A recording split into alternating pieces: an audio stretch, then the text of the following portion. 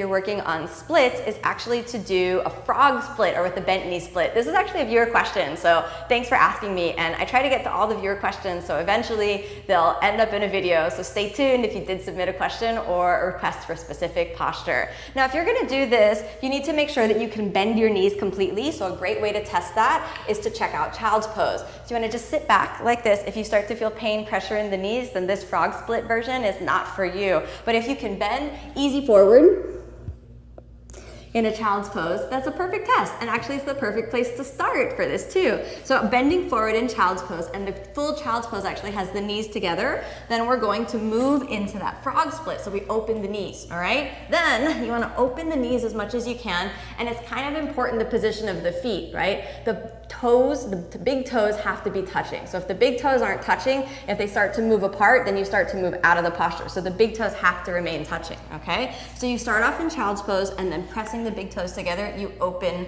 the feet and you open the knees as much as you can. And then you just sink down, and you sink down into your pelvis, and you try to get as low as you can. First, put your chest on the floor, then let the hip joints open, and you wanna be feeling it like right here, okay? Press into the elbows and you just hang out here.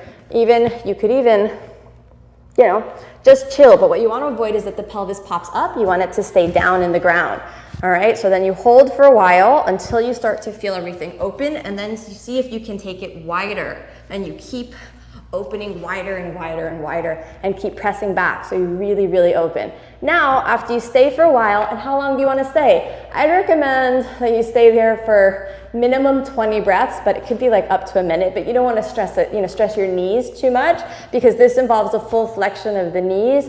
You want to relax. If you start to feel pressure in the knees, just pop right out, okay? Then, if it's possible, you slide forward, and then you can let the pelvis tip into the ground, and you want to keep the toes touching when you do. And in this one, you start to use a little extension of the spine, so you're careful to suck in the belly. And now, if possible, you reach the heels into each other as you're pressing your pelvis into the ground, and you can lift your feet off of the ground. And again, it's as relaxed as possible, so you could really just be resting. You rest your hands on your chin if that's comfortable. If it's not comfortable, hands straight out and head on the floor. But if you can, rest your hands on your chin, then you'll really be lifting the spine all the way up out of the pelvis. And the longer you stay, the more, if you can find your iliac crest, those front bones of the pelvis, if you can press them into the ground, that's gonna help lift your feet. Again, if you feel pressure on the knee, you wanna come out. Now, how do you come out, right? You stay here for a while. This is a really good stretch to open your body for Baddha Konasana, to open your